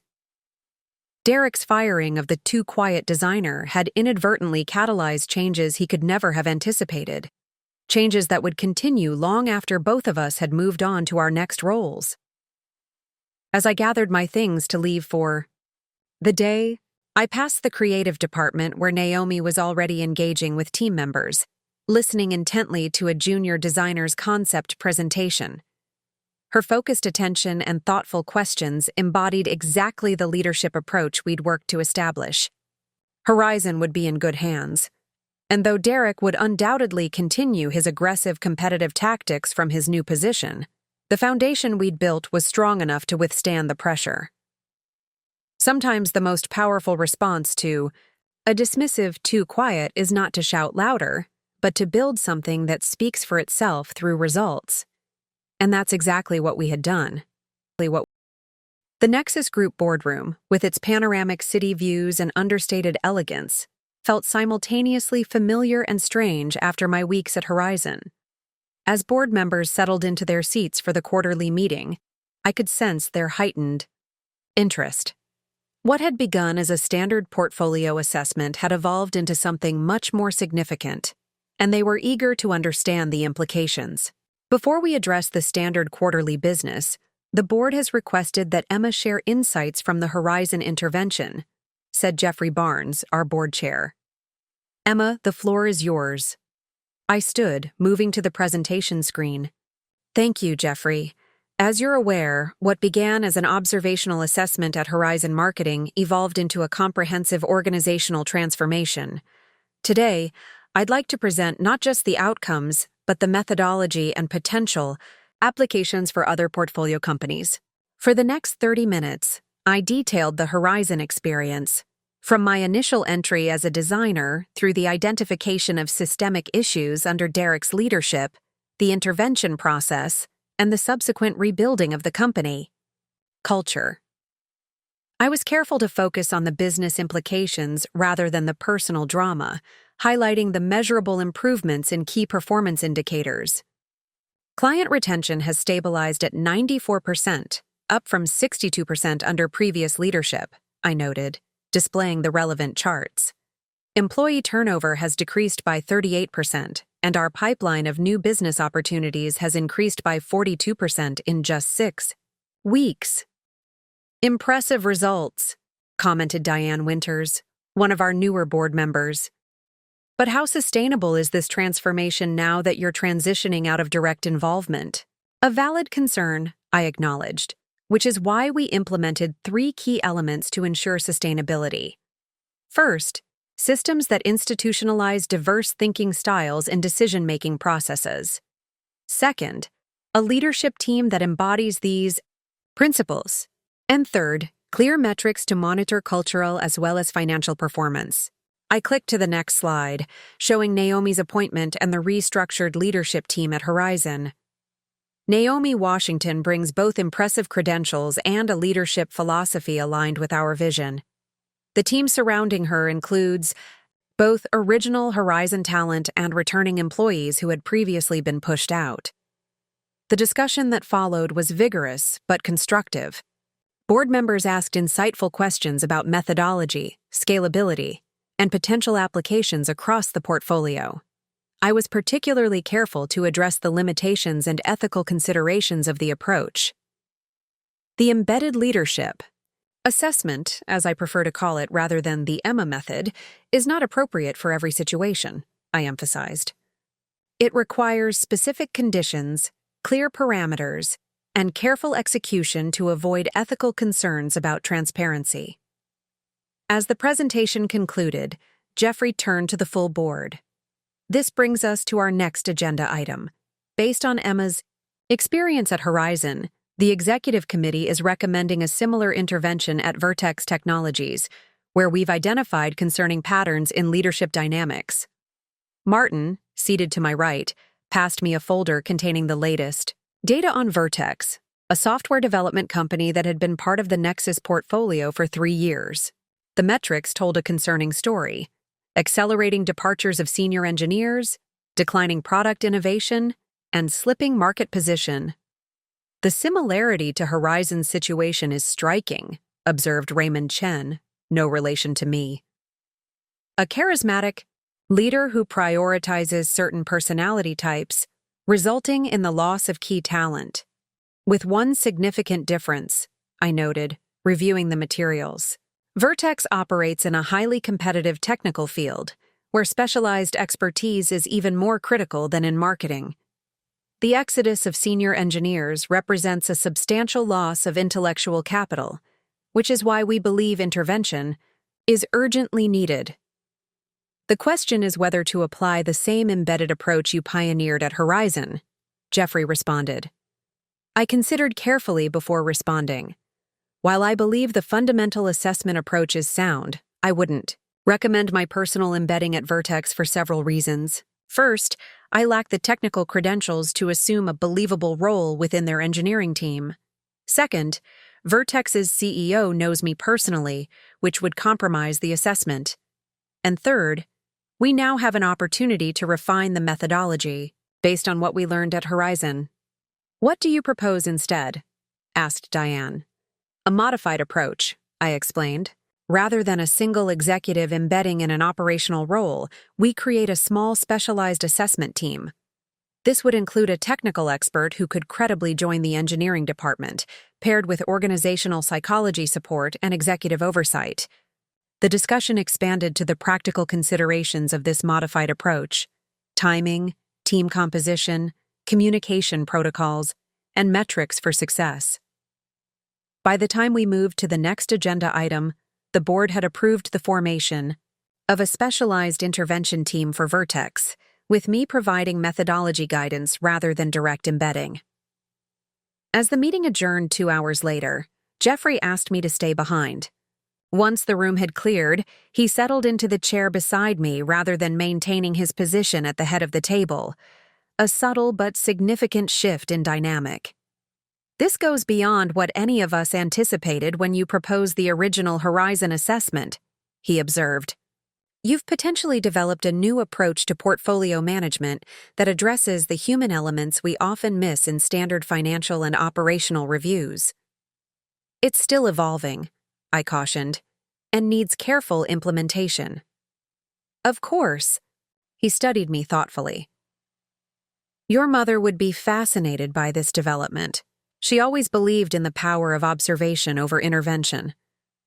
The mention of my mother, who had founded Nexus Group and served as its CEO until her passing, touched something deep within me. She had indeed been a master observer, able to discern patterns and dynamics that others missed. She would have had valuable insights to add, I agreed. Indeed. Jeffrey had been her friend and advisor before becoming board chair. The board is impressed, Emma, not just with the results at Horizon, but with how you've transformed a potential crisis into a new strategic capability for Nexus.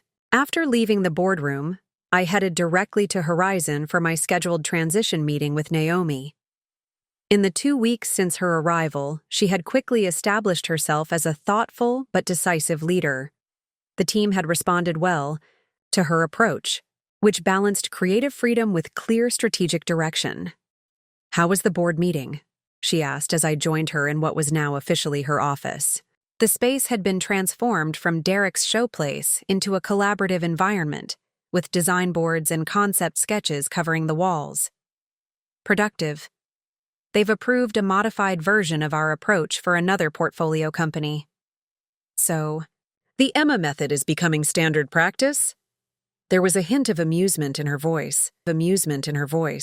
"With significant modifications," I clarified. "And please don't call it that. It sounds like a self-help program." Naomi laughed. "Fair enough. Speaking of help, we could use your insight on something." She led me to the main conference room where Terrence, Melissa, and Peter were gathered around presentation materials for a new business pitch. "Parallax is pitching the same client," Terrence explained, "with Derek leading their team personally." "Westridge Healthcare," Melissa added, "a potential account worth nearly $2 million annually. They were impressed with our work for Oakhurst and reached out directly last week." I studied the presentation boards, noting the thoughtful strategy and distinctive creative approach. "This is strong work. What's the concern?" "Derek has inside knowledge of our process and creative approach," Peter pointed out. "He's likely anticipating our standard pitch structure and positioning Parallax's response specifically against it." This was a valid concern. Derek's insider knowledge could indeed give him a competitive advantage in directly countering our approach. "Then don't give him what he's expecting," I suggested. "This is an opportunity to fully implement Peter's collaborative methodology rather than a traditional pitch." Peter brightened. "Instead of a formal presentation, we could invite them into our process, show them how we think and work rather than just showing finished concepts." "Exactly," I nodded. "Derek will be preparing to counter a polished, rehearsed presentation because that's what he values and expects. Deliver something entirely different, an authentic demonstration of how diverse thinking styles create better outcomes." The team exchanged energized glances, already building on the concept. This was exactly why I had confidence in the sustainability of Horizon's transformation. They had internalized the principles beyond specific practices. After the meeting, Naomi and I continued our scheduled transition review, assessing progress and identifying any remaining concerns. "The team has really embraced the new direction," she observed, even those who were initially skeptical. "It helps that the results speak for themselves," I pointed out. "The Archer Award nomination, improved client retention, the Oakhurst expansion. Success tends to convert skeptics." "Speaking of conversions," Naomi said carefully, "have you heard about Derek's latest move beyond the Parallax Healthcare division?" "No." She pulled up an industry news site on her tablet. "He's been giving interviews positioning himself as the defender of authentic agency culture against corporate interference. This one just published today." The article featured Derek prominently, quoted extensively about the soul-crushing impact of quiet corporate oversight, and the essential dynamic energy that drives creative excellence. While never mentioning Horizon or me by name, the implications were clear to anyone familiar with recent events. "He's creating a narrative," I observed, "positioning himself as the creative savior against cold corporate calculation." "It's resonating with some," Naomi acknowledged. particularly traditionally minded creative directors who share his view that extroversion equals creativity. I studied the article more closely, noting the strategic framing. Derek wasn't just defending his approach. He was actively positioning Parallax as the alternative to what he characterized as Horizon's corporate takeover. This requires a response, I decided. Not defensive or reactive, but a clear articulation of our philosophy. Not my voice, though. Yours, as creative director. Naomi nodded thoughtfully. An opportunity to articulate what makes our approach distinctive, valuing both extroverted and introverted creative processes as equally valid paths to excellence. Exactly. We don't need to reference Derek or Parallax directly. Focus on our vision, our successes, and most importantly, the proven results of our approach.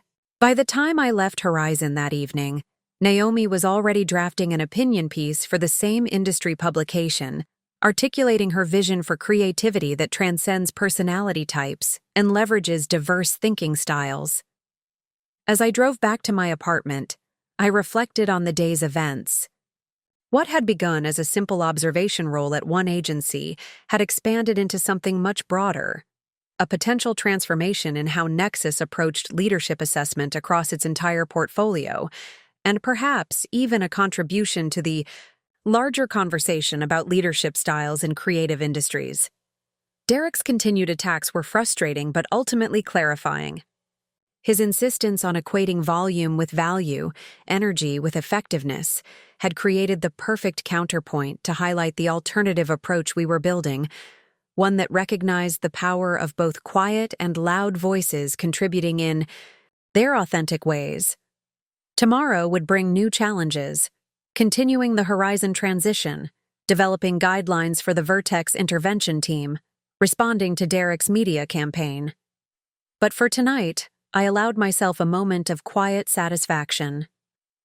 The transformation was taking hold, not just within one company but potentially across many. Sometimes the most profound changes begin with the simple act of listening. 2 months after my revelation at Horizon, I sat in the audience at the annual Archer Awards, watching with quiet pride as Naomi and the team prepared to take the stage. The agency had been nominated for the Oakhurst Pharmaceuticals campaign, work that had been completely reimagined after Derek's departure, showcasing the strength of their collaborative approach. "The competition is fierce this year," Martin murmured beside me. He had joined me for the ceremony, his presence a subtle reminder that this achievement represented success for both Horizon and Nexus Group. "It's already a win," I replied.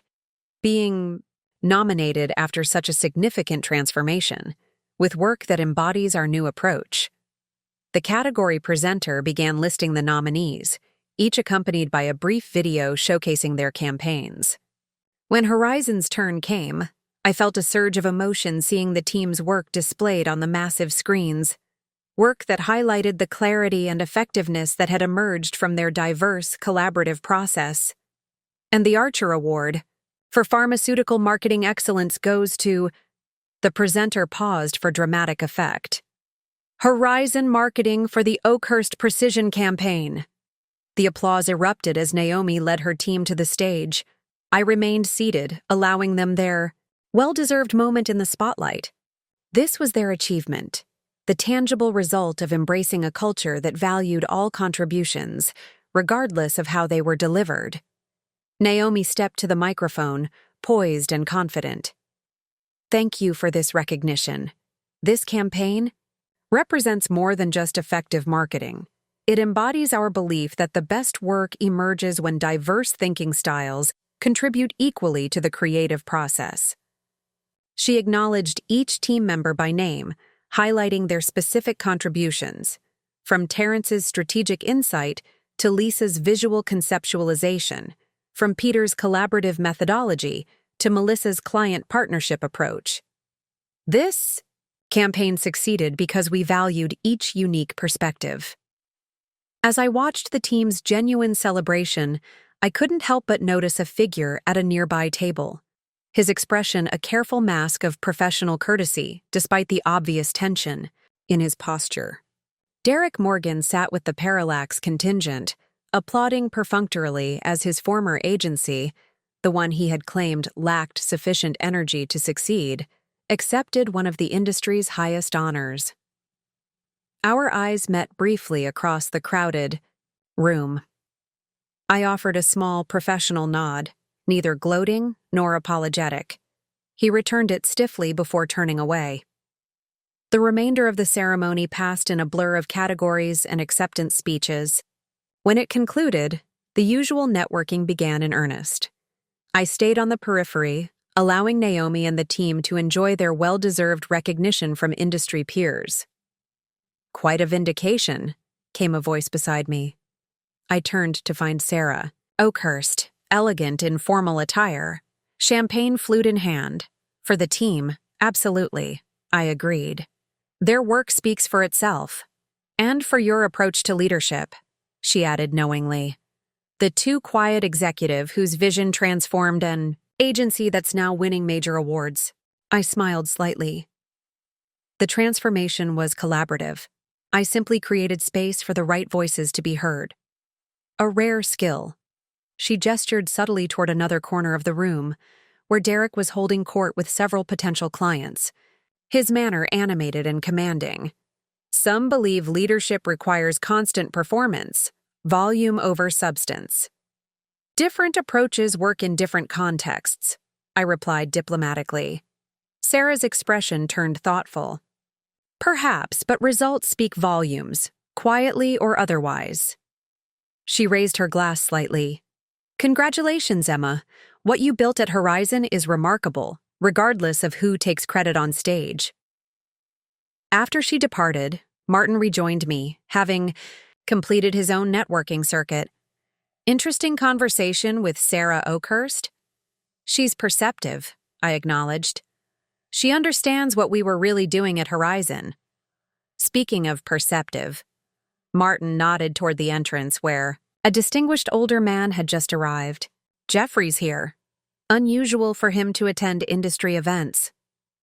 Jeffrey Barnes, our board chair, rarely appeared at functions outside the financial sector. His presence at an advertising awards ceremony was indeed noteworthy. He spotted us and made his way through the crowd, greeting industry figures politely but briefly en route. "Emma, Martin," he said warmly upon reaching us. "I hope I haven't missed the celebration." "Just the formal ceremony," Martin replied. "The networking is in full swing." "Excellent. I wanted to witness this milestone personally." Jeffrey turned to me. "The board is impressed, Emma. Not just with the award, but with the entire Horizon transformation. The quarterly results exceeded projections, and the cultural metrics are equally strong. Naomi and the team deserve the credit," I deflected. "They've embraced the new approach wholeheartedly." "Momentum appears to be building beyond Horizon as well," Jeffrey noted. "The Vertex assessment team has completed its initial analysis using your modified methodology. The findings are remarkably similar to what you discovered at Horizon." This wasn't entirely surprising. Based on the metrics, I had suspected that Vertex's CEO might be creating similar cultural issues to what Derek had established at Horizon.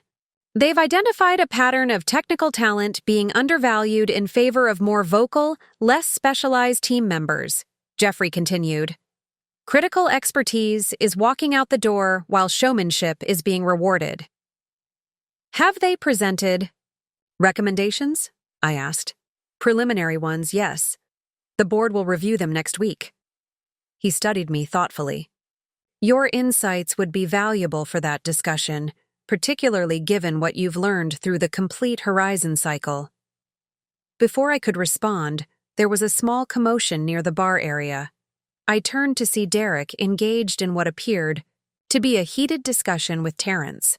Naomi was moving swiftly to intervene. "Excuse me," I said to Jeffrey and Martin. "I should check on this." As I approached, I could hear Derek's voice, the controlled professional tone slipping to reveal the anger beneath. Convenient to forget who developed those client relationships in the first place, taking credit for foundations others built. The award recognized the campaign we developed after your departure, Terrence replied calmly, though his posture was tense. Work that was conceptualized and executed under new leadership. With clients I brought to the agency, Derek insisted. Clients who would never have heard of Horizon if not for my relationships and reputation.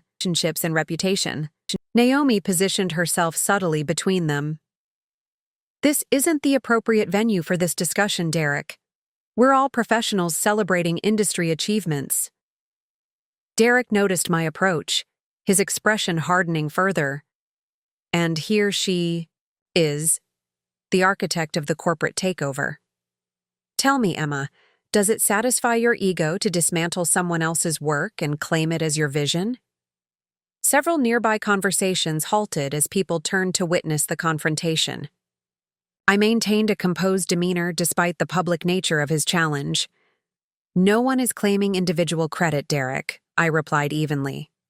Tonight recognizes team achievement, Horizon's collective talent producing outstanding work through collaborative processes. Convenient narrative, he scoffed, the quiet observer who just happened to be the CEO, engineering a takeover of creative leadership with corporate machinery. I could have escalated, could have pointed out the failing metrics under his leadership or the talent exodus he had created. Instead, I chose a different approach. The work speaks for itself, I said simply, as does the team's cohesion and the agency's current performance. Different leadership styles can be effective in different contexts.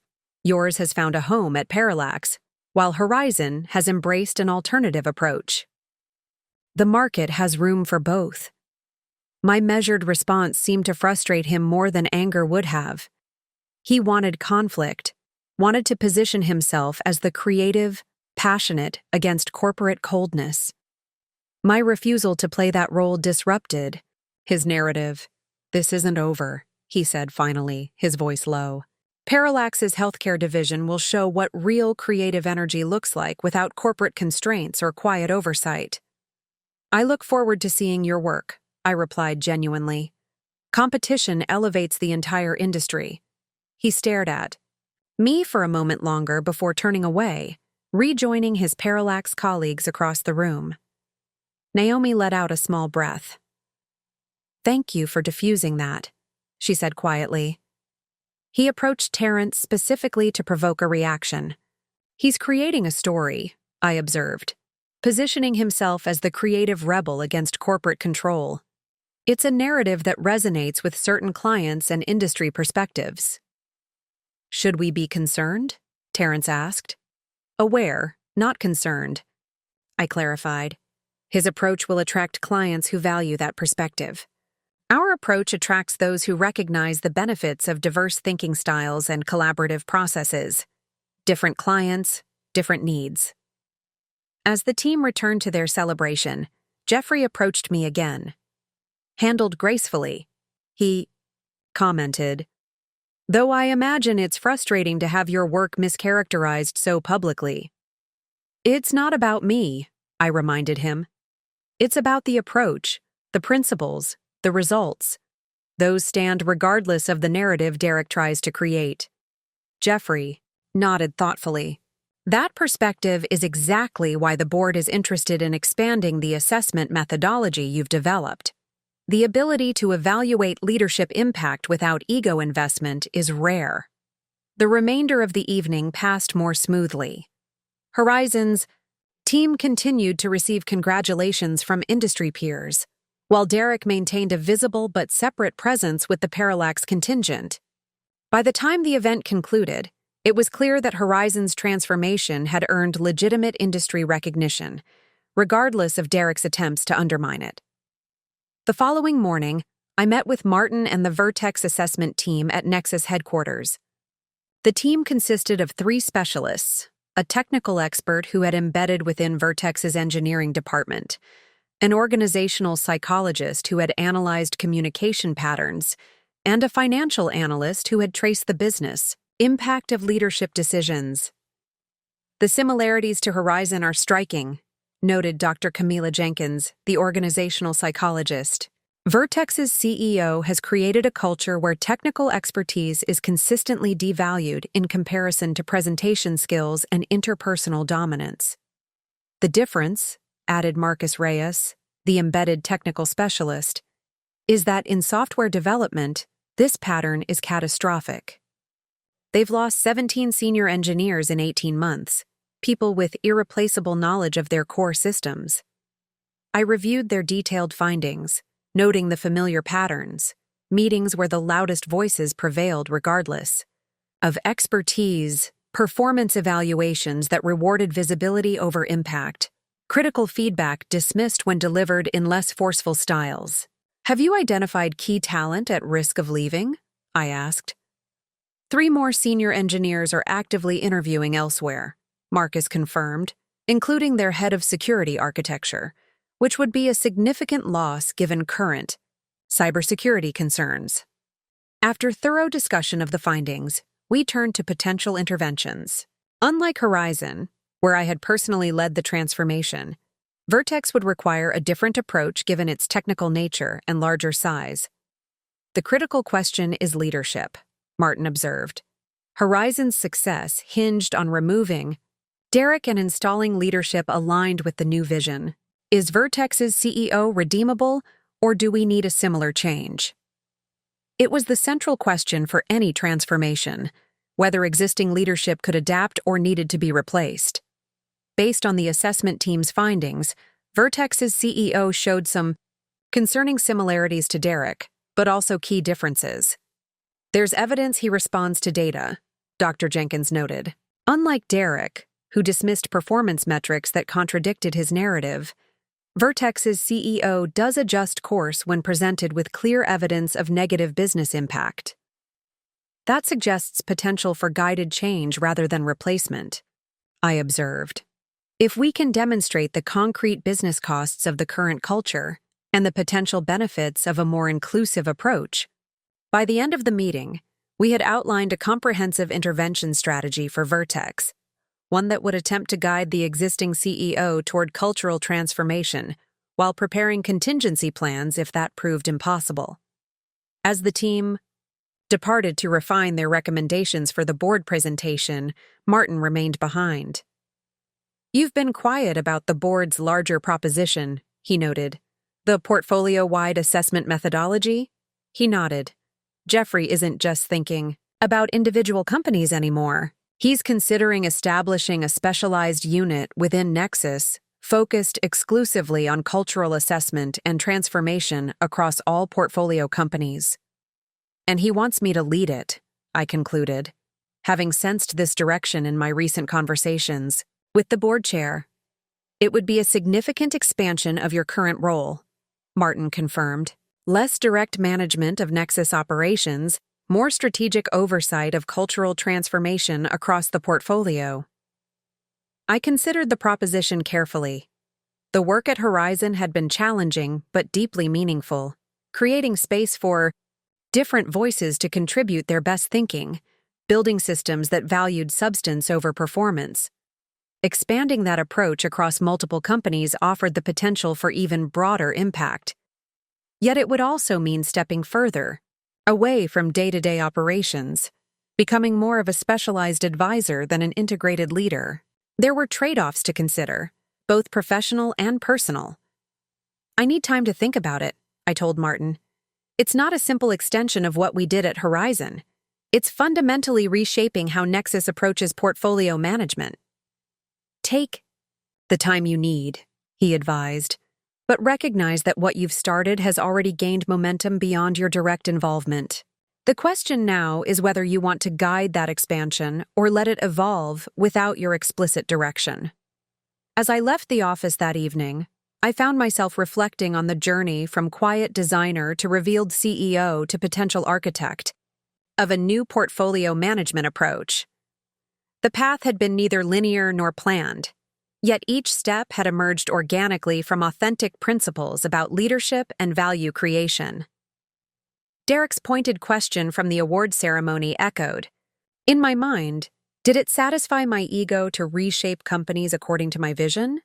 The question itself revealed his fundamental misunderstanding. This wasn't about imposing a singular vision.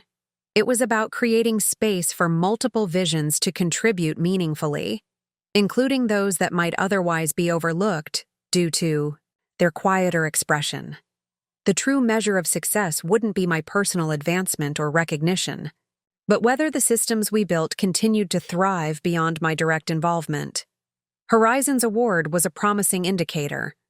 The Vertex assessment suggested the approach could translate to different contexts. The board's interest in portfolio-wide application pointed to even broader potential impact. As I drove home through the evening traffic, I allowed myself a moment of quiet satisfaction.